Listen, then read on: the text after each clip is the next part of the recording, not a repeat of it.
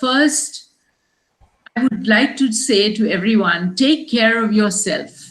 That's very important. So without that, we don't go forward. Next is you and your business. So we are going through some uncertain times. We don't know. It's unprecedented. It's never something that we have experienced before. Some businesses at a standstill, customers are phoning, workers and team members are, some have gone home, suppliers are able to supply their materials. So it is a different time. And there are many predictions which are circulating.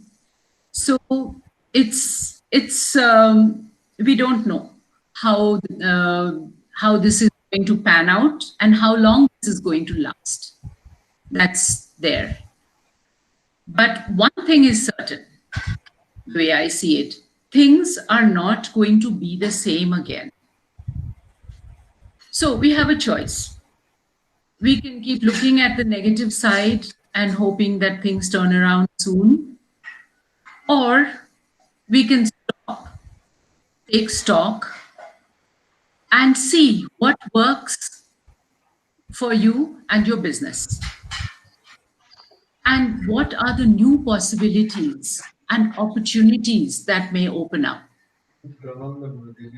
And here, I'd just like to take two quick examples. One is Levi's, right?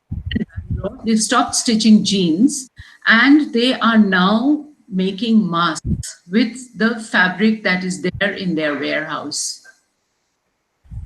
Then there are two CWE members who are producers of organic skincare products.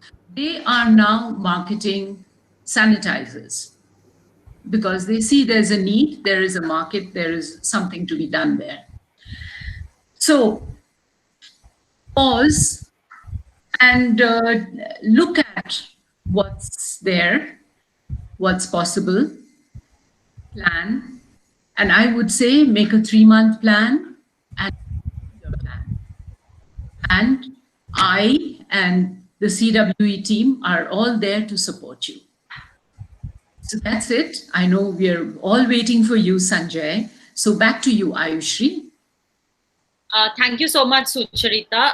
Can I please request Sanjay from Thai Mysuru to tell us a little about and address the people here? Sure, thank you, Ayushri, and hello everyone. I just hope that everybody is keeping well and safe. Firstly, I think from Thai, we want to salute appreciate all the COVID-19 heroes. I think they've been doing a phenomenal job. The police, the government departments, the healthcare workers, doctors, municipal workers, and everybody else who is directly or indirectly involved in helping us stay safe during these trying times. Actually, I must say, from Thai, we are coming across a number of other entrepreneurs and students who've been trying to associate and help the COVID situation one way or the other. By working on some projects or helping the local government, the DC's office, and so on. Okay. Now the situation is different, and like Sucharita mentioned, it's not going to be the same anymore going forward. And I hope it does improve, but nevertheless, we got to wait and see. From a Thai standpoint, we just wanted to keep this momentum going, and although we have a good partnership with CWE, and we do a number of events standalone as well. Okay, I must say that over the last 2 years that we have been set up in Mysore, we have done a number of events here. But just to give a brief background about what TIE is, TIE stands for the Indus Entrepreneurs. It's a global entity which was founded in 1992 in Silicon Valley by a few like-minded people. It's got about 70 plus chapters in 18 countries, 30,000 plus members worldwide, and 2,500 charter members. And these charter members are people who are entrepreneurs themselves, who've been there, done it, and who are mentors to the startup community. So the good part about TIE is it's about fostering entrepreneurship, and there are 10,000 plus startups who have benefited from TIE. And TIE generally uses 5 pillars for fostering entrepreneurship, which is done through mentoring, networking, education, funding, and incubation. And these are all very powerful tools as far as an entrepreneur is concerned. And over the last 2 years, we have done a lot of work in terms of bringing together some of the best speakers, some of the best founders across various different verticals. Initially, TIE was more of an IT specific journey where we would look at Silicon Valley kind of companies who would be part of this organization. But as time passed by, and with Time Mysore being a very diverse kind of an entrepreneurial network and setup, we decided to incorporate everybody out here to be part of this organization. And over the last 1.5, 2 years, we've done a number of events for entrepreneurs to help them, be it Pitch Fest, be it some amount of incubation, panel discussion. We have organized conferences where we brought up a number of startups, number of good founders from various MNCs and IT companies to be part of this. So during these trying times, what is Mysore TIE been doing? We have close to about 40 charter members. And as I said, charter members are seasoned entrepreneurs who've been there, done it, and who are now in the mode of giving back to the society. They have been actively working with the university students in helping them with the mentoring process. And this is basically, as a run up to one of the events that we are doing called TIE Pitch Fest, which was supposed to be happening on the 31st of March, but unfortunately we had to put it forward. And now we're trying to do it during the mid-May timeframe. So what do we intend to do in the coming weeks? We have identified close to about 14 different virtual sessions in the upcoming weeks and months. And we are going to also socialize this with all of you so that you are part of these sessions. And this will be good for the entrepreneurial committee. Finally, and I don't want to take away too much time, I would like to thank CWE who are bringing us to this session and making us part of this. With me on this session, I have the ED of the Executive Director as well, Manu Bharadwaj, who helps me and the TIE organization organize these events. And I would like to give this session back to Aishri now, and also would like to welcome Mr. Sanjay Anandaram for agreeing and accepting our invite to be part of this session. Thank you, Sanjay. Thank you. Thank you. Thank you so much, Sanjay. Over to you, Sanjay Anandaram, now to take over, to just briefly introduce yourself, and then we can start with the questions. Does that work? Yes. Yeah. What are the odds I will say that does not work? Sure. Sanjay, we request you to put the video on for you. Would that be fine? I'm not sure if people would like to see me in the condition I'm in, or I would like. So let me just briefly put it for sort of. Sure. Sure. Yeah. Yeah. Okay. Yes. All right. Can you hear me all? Yes, we can hear you. Okay, great. So hi everyone. Good afternoon. I'm Sanjay Anandaram. I'm a advisor to CWE and been involved with several organizations, entrepreneurship ventures. I've been an investor, corporate executive, entrepreneur, etc. Involved with several initiatives driving entrepreneurship and innovation policy at the state as well as at the center, and work extensively to try and get entrepreneurship as a culture off the ground in India. Been fortunate to be associated with CWE the past few years. Great to see the momentum that it's gathered and to see the energy behind it, as we need to have more and more women entrepreneurs take the lead and drive this whole idea about entrepreneurship for not just economic change, but also social change as well. So thank you all for being here. And since this is an Ask Me Anything kind of a format, there is, I believe, a set of questions that have already been solicited and that have arrived. Aishri has those, so I will just run through them. in sequence. Anyone has any other questions, I suppose they can put those questions out on chat. Is that right, Ayushri? Yeah, that's right, Sanjay. Okay, great. Yeah. Thank you, Sanjay. Everyone will start with the questions we have already received now. There are a few similar questions, and that is how we have clubbed them and formed it into a list of questions. Sanjay, I would start with the first question.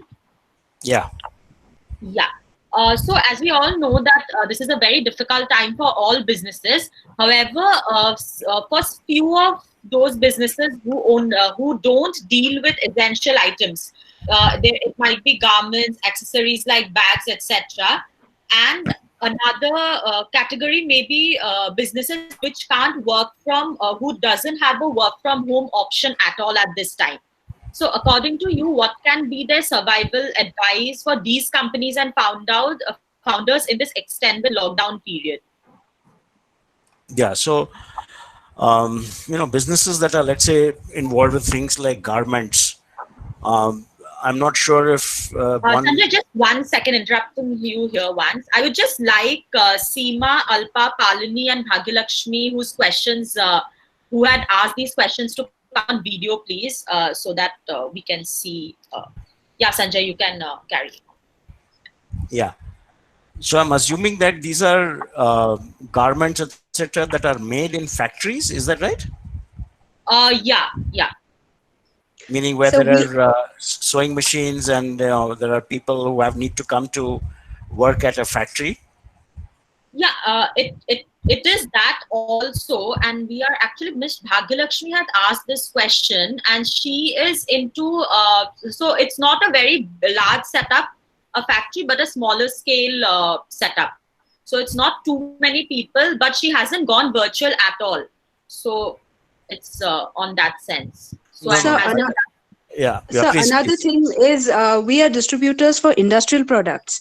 So as distributors, it's next to impossible for us to do any work from home. No, so distributors for industrial products, meaning what kinds of products? Powder coating powder, electroplating chemicals, equipments, that kind of thing. So I'm saying, if you can't, the point I'm trying to make is these are all fairly standard products. There is nothing, unusual or out of the ordinary. These are all standard products with a standard price list, standard specifications, standard manufacturers, etc. That's known to the trade. Is there any reason why it can't be done virtually, either through a website or through a WhatsApp or through some because other the means? material needs to go. These are orders that come in on a daily basis. So customers don't stock at their end. So on a daily basis, we need to dispatch. So for that, we have to keep the office and the godown open. Okay, but so right now everything is under lockdown. Yeah, so if it's a physical movement of goods, but it is but if it's an essential product, let's say whatever they're making, using these coatings and everything else, is that an essential product? Some of them are, because some of our customers are working at say 10 or 15% capacity because they are catering to the medical equipment side. Just today also I had what you should do is so if you can expand the number of customers on medical devices, medical equipment side, it is possible to get permits from the police as a special case, saying that this is required to produce important critical medical devices and equipment, and hence allow the movement of these goods or these kinds of people with the equipment. Okay. So this is just 10% of the business. But you need to make a case. Yeah, so you need to expand the business. See, the point I'm trying to make is this: it is not going to be business as usual. Okay. Yes, sir. In other words, is it possible now to reconfigure your business? If you've got 10% of your business coming from medical devices and equipment, and 90% from other areas, is it possible to increase the number from medical devices and equipment? Okay, because everyone today is facing the same issue, and today, from an emergency requirement standpoint, there is a lot of focus on ramping up production on the medical equipment and devices side. And so it may not be a bad idea to pursue new kinds of customers or to sell more to an existing customer in medical devices equipment area, because they will need to ramp up their own production. Yes, sir. So I would encourage you to pursue that. You see, it's like this, anytime there is a crisis, it is important to use that crisis as an opportunity to take a deep, long look at your business and reconfigure what you're currently doing. If right now, if you're doing 10% from business line A and 90% from business line B, is it possible to do 15% from A, 10 or 15% from a new category called B, okay, and then try Yes, and sir. manage on that basis? So you have to start thinking about reconfiguring the model of your business and use Yes, as yes, sir. much online virtual capabilities as possible. All right. That's what everybody is doing. You have to reconfigure. I mean, there are people, for example, one of the big examples during the Second World War happened when those who were making innerwear, using silk to make innerwear, those companies suddenly moved and started making parachutes. Yes, sir. Okay, so that is how you use a crisis to take advantage and Yes, sir. change the model of your business, change your customer profile, okay, and reach out to larger numbers of customers. Right, sir. Yeah, Ishri. Yeah, thank you, Sanjay. We'll move on to the next question. It's a follow-up of the first question only. So there would be some companies who can provide their services virtually, but what steps should they take to market them correctly and convince the end user that a maximum outcome, a result or an outcome can be achieved even through the virtual system? So And what kinds of virtual services are these? so the Vanita, this was your question. Would you please like to come?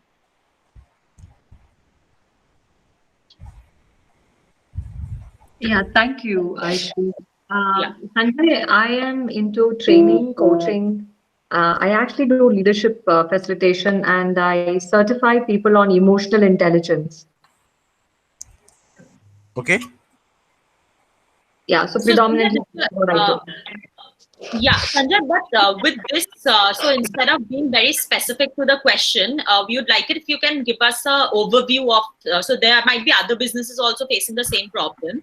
Yeah. And there might be businesses who cannot be virtual at all. Like it would be same like the work from home thing that you already addressed in the first question.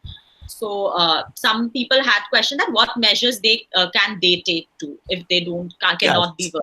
So See, a business like emotional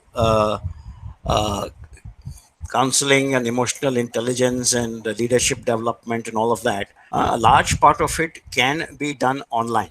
Okay, and there are enough and more cases around the world, even today, even in India, where people are offering these in an online mechanism. I think this is a great opportunity to literally ramp up your sales and marketing capacity, which means uh,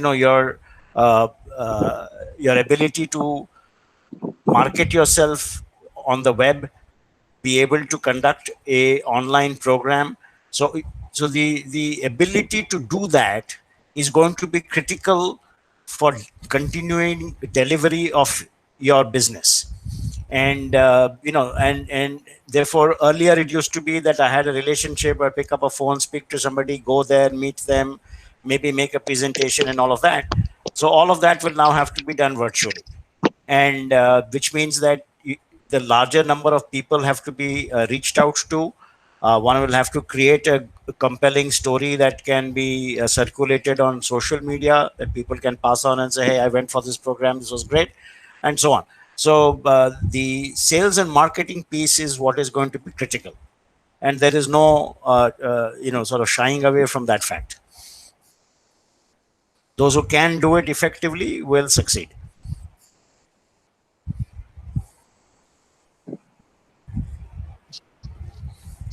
yeah, thanks, Sanjay.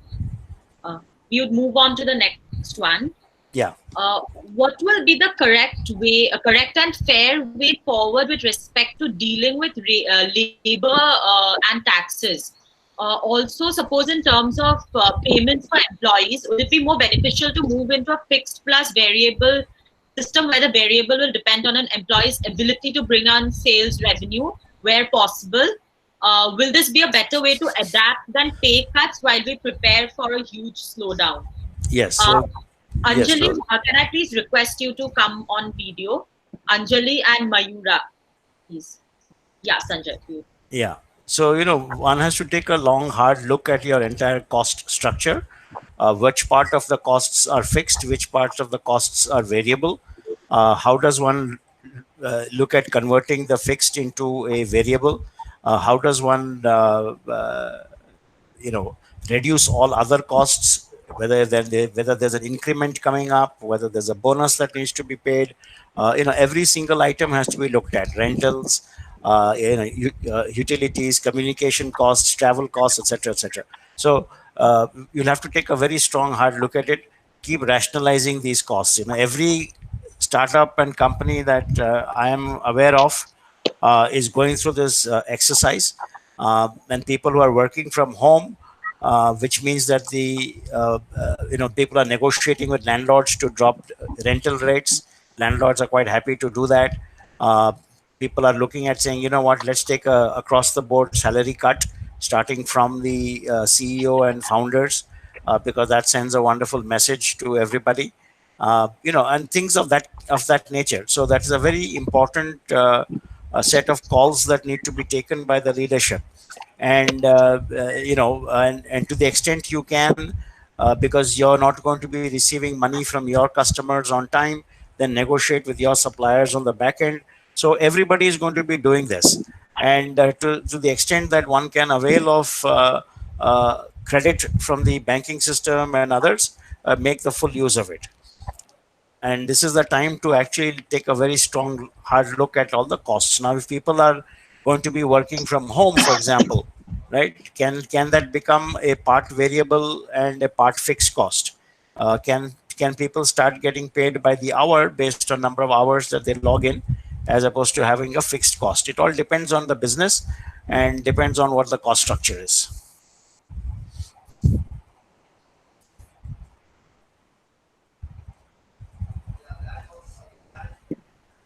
Okay, Sanjay, thank you. Would you want to tell us something on the taxation part too? Because What, Anjali what's what's the question on taxation? So her question was with respect to correct and fair way with taxes too. What does that So, mean? I mean, if Anjali, taxes are would due, you one has please, to pay taxes. yeah, Anjali, would you please come on the audio and explain your question? Because I can see you have another question too. You'd like to address it.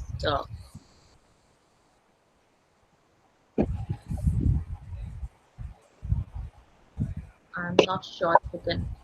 We'll actually move on to the next question now. We'll come back to this later if that's okay. Yeah, carry on. Yeah, yeah. Do you think this can be a right time to connect to new people to make new business connections? So seeking details on your business, buy a business which is maybe just in the MVP stage. What are the ways to approach someone for work at this time, while being sensitive to the crisis too? And should products and services be offered for free during this crisis? Yeah, so I this is a think this is a great time actually to ramp up your sales and marketing, like I mentioned earlier.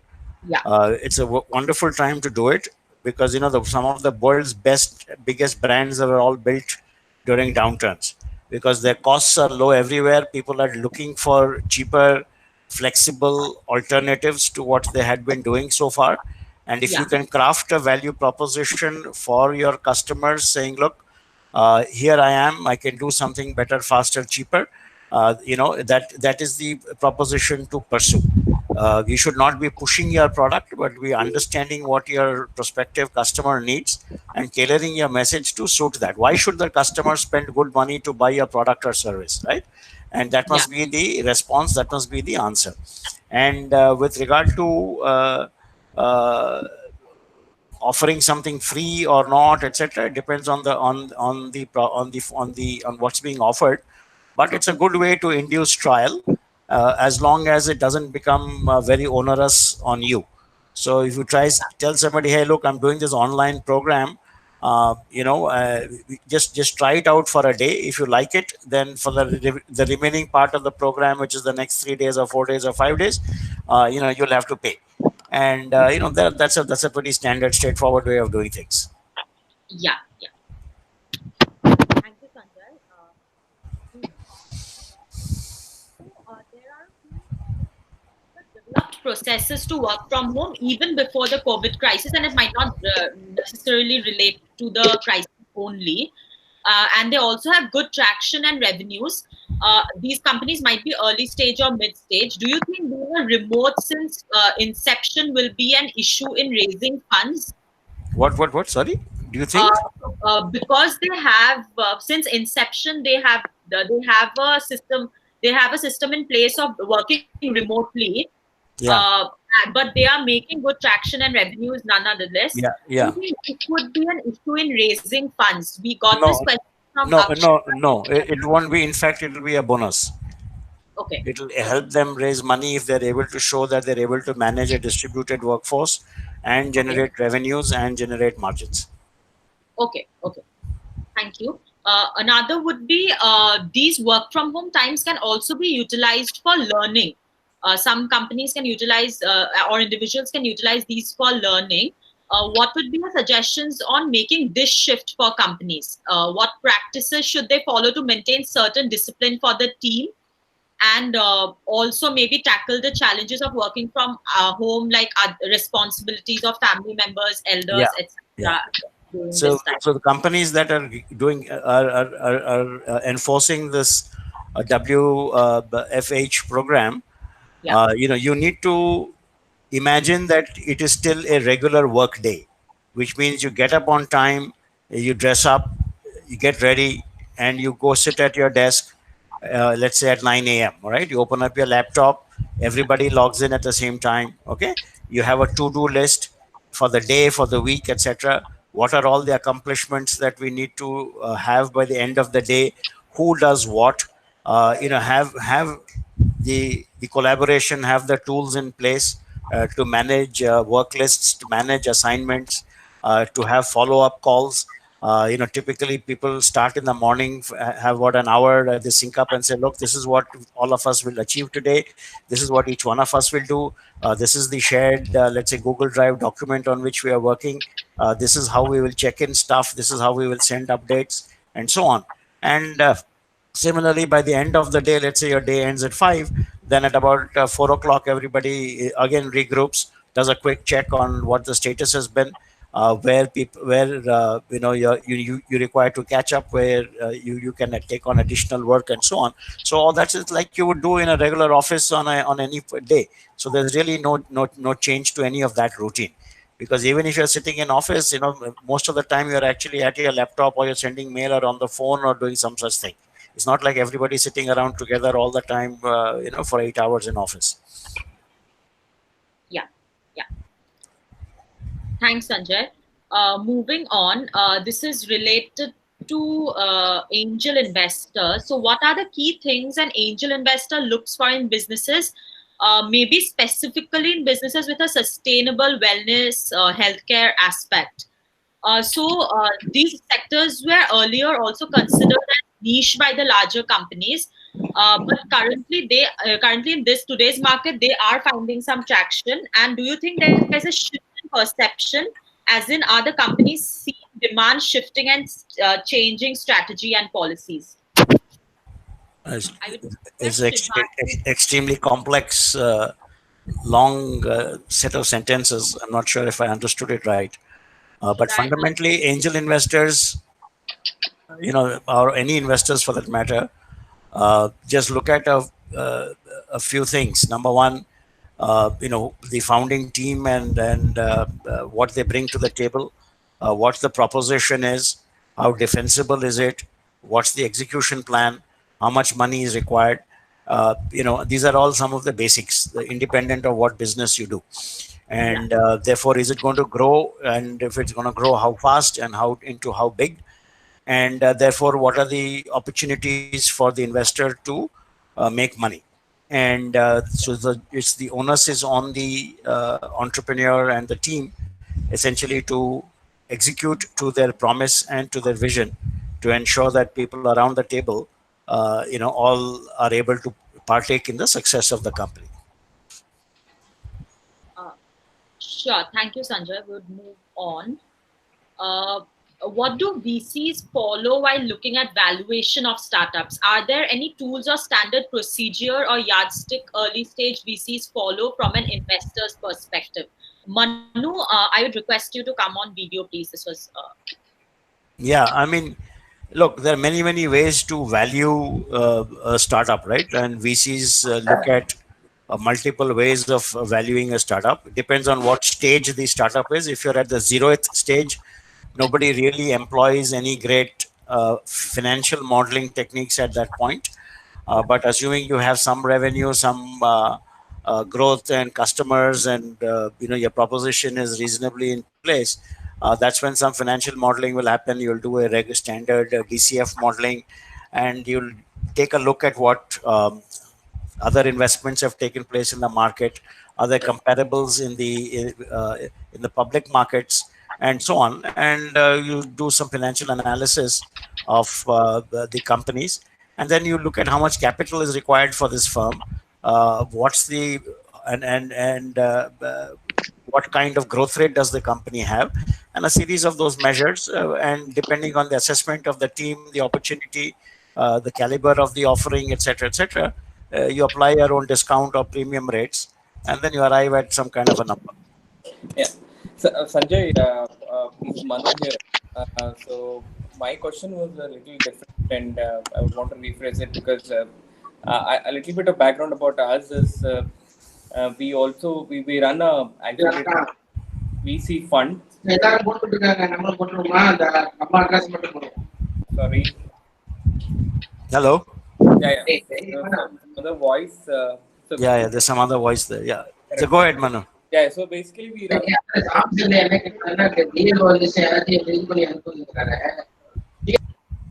Can other people go on mute if you don't mind? yeah, Manu, it should be fine now. Yeah, Manu, go ahead. Sorry. Yeah. So, So you run a VC fund. Okay, carry on. So basically, we are into retail and food tech startups, and so the idea is that how the retail of the world is, in the world is happening now, and I wanted to understand from, let's say, from an investor's perspective, how would the valuation affect during this crisis time for a startup?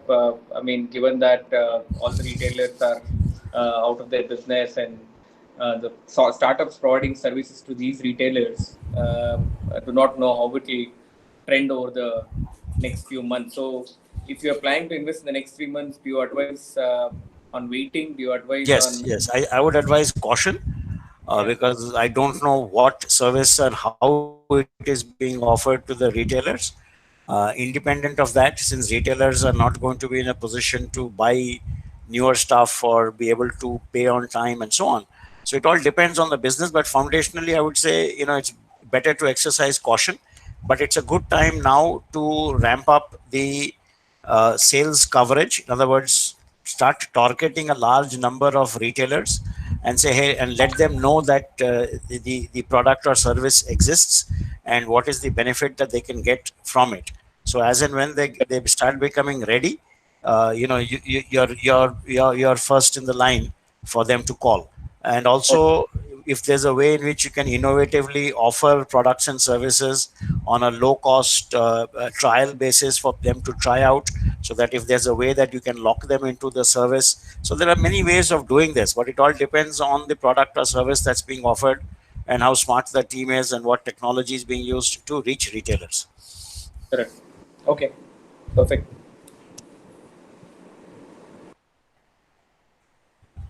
Yeah, Aishri.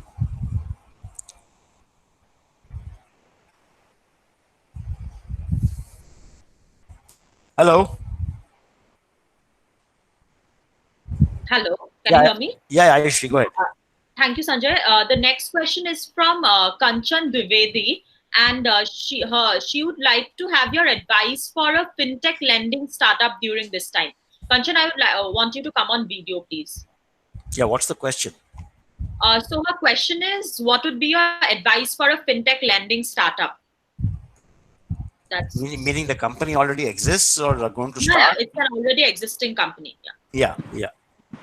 So, lending is going to be one of the big things in fintech. Of that, there is no doubt that lending is going to be very big. The question is, how cool is the technology and how does the lending work? How is the KYC done, for example? How quickly is a loan dispersed? How is the credit scoring done? How much of it is done through technology? How much of it is done through physical verification? What is the back-end supply of capital like? What are the charges? A whole host of issues, right? But it is going to be a big business. There's no question about it. However, I must also tell you that the government is going to launch uh, something called Beam for lending uh, in a couple of months' time, which is targeted at the micro, small, and medium enterprises, which will be entirely online. So if I'm a small business, I need to get a, let's say, 50,000 or 1 lakh rupee loan. Uh, my bank account details are made available. I give consent. The lender takes a look at it, takes a look at my cash flow, understands my ability to pay or not pay, and then sanctions a loan based on that, and at the rates and so on. So the KYC, all that Aadhaar, etc., gets sorted out, and then based upon it, the borrower says yes, I'm comfortable, does a digital signature, and then the money gets remitted into the bank account, and there's an escrow, etc. There are fiduciaries, etc., who are maintained there, whose job it is to manage this. So, are you familiar with the Sahamati organization, account aggregators? Yes, Sanjay, I've heard of that. Yeah, so I would encourage you to please take a look at account aggregators and the Sahamati program, because that is what is going to get activated in the next couple of months, and that will be a big thing. It will be called Beam for lending. Sure. Similar to the UPI app that revolutionized payments, Right. you'll have a similar situation for lending. Right. So I'm at an early stage. Actually, I was at a POC stage, not really gone into operations of that. So which is why I was wondering now. So now's a good time to educate yourself and become aware of what is happening in the business. There's a lot of activity. There are a lot of players, and so that you become familiar with the lay of the land and all the players and what the technologies are, what's the regulation, who's doing what the rates are, charges are, etc., and what the workflows are.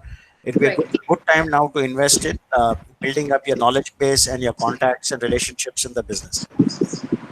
Sure. Thank you, Sanjay. Thank you.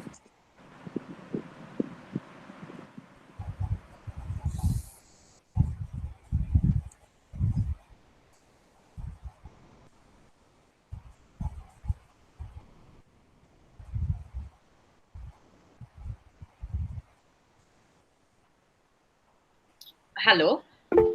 Yeah. The next question is from Sri Lakshmi Desi Raju. And her question is, how can you decide on the run rate in a capital intensive biotech company? Well, you know how much capital you have, you know how much you're spending every month, and that determines the run rate, right? If I have 100 rupees and I know I'm spending 10 rupees a month, it means I can last only 10 months, right? Yeah. That's all. Thank you, Sanjay. The next question is from Mr. JB Venkat. Do you think post-COVID-19, banks or investors would have a relaxed approach towards SMEs for financing? And if not, what do you think the SMEs should prepare for? Yeah, so already a lot of announcements have been made about MSMEs from an RBI standpoint as well as from Ministry of Finance. Some more announcements are going to be made.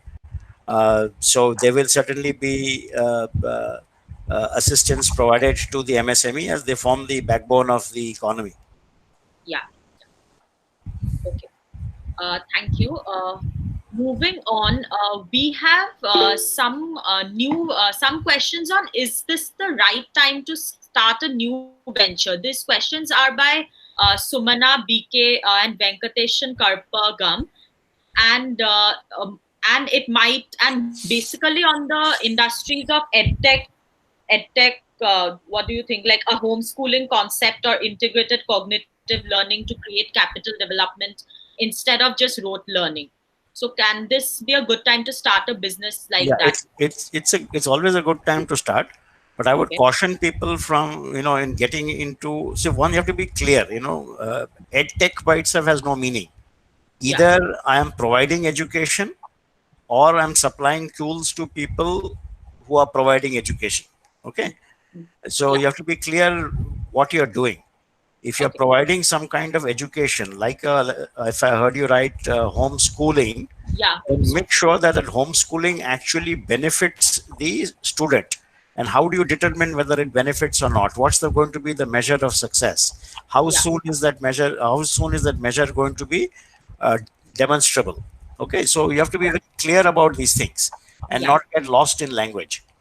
Yeah. Sure. Thanks, Sanjay. Now I have another question. So we are done with the list of questions we had received all prior to this session. Now, since we just have 10 minutes to go, we have some questions that have come up on the chat box, and I would read those out to you. Okay. So this question is from Pratiksha Satyamurthy. Government is coming in a big way, offering services for free, if not really cheap, when it comes to fintech or edtech. How does one respond to this? Government has come in a big way, offering services for free. Yeah. Meaning? Pratiksha, could you please?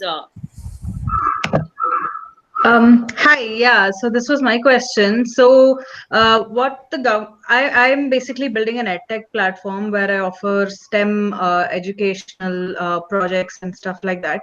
So, what I'm seeing is the government of India is calling all the professors and calling all the educational institutions to come and put their content online for free. Right? They have their own platform and they're using YouTube and stuff like that. So now there's suddenly a flood of all sorts of educational content which is available for free on the net. So, how does one navigate the space? Because now, earlier, where we kind of stood out. Now, there's a flood of such services on offer, and it's for free. Who is your intended beneficiary? A professor is not doing stuff for kids in class 5, right? No. Yeah, so basically college So students. you're targeting college students. Yeah. Okay. So what is it that you can do that is better and faster and more intuitive and more? Yeah. So it's got to be in the content. You see the point I'm making here.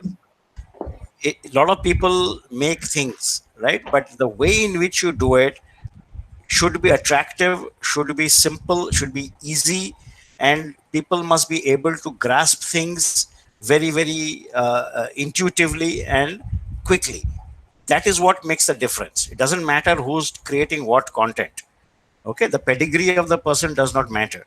One has to have a deep understanding of the whole process of learning, process of assimilation, process of design, instructional design particularly, understanding content, understanding digital means of communication, all of those things. You can't just pick up a, let's say, Resnick Halliday physics book, digitize it and put it up on the net, right? That's not going to help. Yeah. No, but let's say a person like, H.C. Verma, who's written physics textbooks, is suddenly coming on YouTube and offering his classes there. It doesn't matter. Pratiksha, I may write a book, but that doesn't make me a great teacher. I may not write a book, but I may still be a great teacher. Yeah. For follow-up questions, Pratiksha, we would see to that later, since we have to move on now in the interest of time. Sure. Thank you, Sanjay. Thank you. Follow-up questions, yeah. The next question is from Monica P. During this lockdown crisis, as most of the businesses would go into zero revenue, what is the progress or growth factors investors would be interested in? Yeah, so right now investors are also in a sort of a quiet lockdown period. trying to look at conserving cash to support existing portfolio companies. For new companies that are out there, the important thing again is, what is the value proposition? Why should somebody buy your product now? How is it material for them? How will their lives change because you and your product exist, right? So those are the kinds of seriously direct questions that need to be answered in an honest way. Yeah. Thanks, Sanjay. Moving on, this question is from Uma Balakrishnan. Will enterprise users use downturn to explore new technologies, innovation with vendors? Nobody explores new technologies. They explore simpler, easier, faster, cheaper ways of doing business. If there's a new technology that's come along, well and good. So again, nobody buys technology, people buy solutions. So the question is, what is it that is being offered that will make the job of the enterprise user better, faster, cheaper? Only then does the underlying technology play a role. What is it that will be offered that will make life easier for them? Yeah. Thanks, Sanjay. And just yeah. So these are the questions we had received on the chat box, and Sanjay has also addressed all the questions that were sent to us earlier. So we have only 5 minutes to go. So anyone else, do you have any other question that you would want to ask Sanjay? Please put that on the chat box if yes.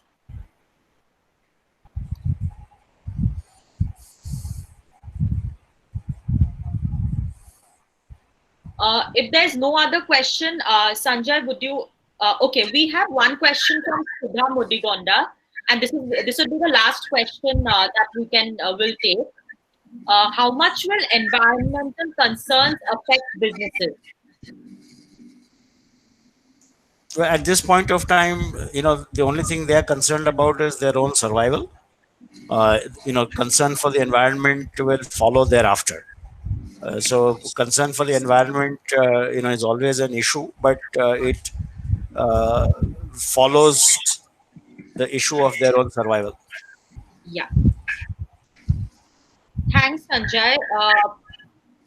Is there? We have now answered. We have now answered all the questions that had come in. Is there anything you would like to close by saying? Thank you. I wanted to thank everybody for tuning in and asking questions. Thank you all. Sorry.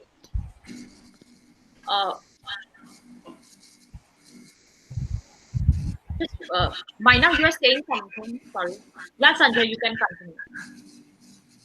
Yeah, I just wanted to thank everybody for tuning in and asking their questions. I hope it was of some use. If nothing else, provided some direction on where to go and how to think about your own challenges. Not an easy time by any stretch, but this is the time that differentiates the also rans from the winners. So I'm sure all of you will emerge victorious on the other side. And this is really, really the time when you have to buckle down, take a strong, hard look at your businesses. Forget jargon, forget language, ask fundamental questions. Why should somebody write me a check or send me money to buy my product? How am I adding value? How can I cut my costs? How can I take care of my people and keep them motivated, right? These are the questions that need to be answered honestly, directly, and without any fluff and language cover. So I'd encourage you to please do that. I'm sure all of you will emerge, very, very strong on the other side. Like Nietzsche said, what doesn't kill you makes you stronger. Thank you so much, Sanjay. This was a very informative session, and I'm sure everyone who attended this benefited a lot from all your guidance and answers. Thank you, everyone, for being with us today for this webinar, and Tai Mysuru, Sanjay, and Manu for joining us and being partners for this webinar. Sucharita, is there anything you would want to say? Just to say that, Sanjay, I think you really added value today. And we are honored and privileged that you were the first in this webinar series. So special thanks to Sanjay, to Thank you very much. Yes. And to all the participants who joined us today, also thank you. And look out for the series of other resource people who will be joining us and adding value to your questions as we all go through this difficult time. That's it from me. Yeah, thank you, Sucharita. So the next one, the next webinar, we have a series of webinars lined up for you, and we would request all of you to please register, keep tune in, and check all and follow us on all social media channels to stay updated. The next one is on 9th April, Thursday, 10 a.m. And the topic would be leading remotely with emotional intelligence. And we hope to see you all there next Thursday. Have a great week, everyone. Stay home and stay safe. Thank you. Great. Thank you all very much. Thank you. Thank you. Bye. Bye. Thank you. Thank you. Bye-bye. Thank you, Sucharita. Bye.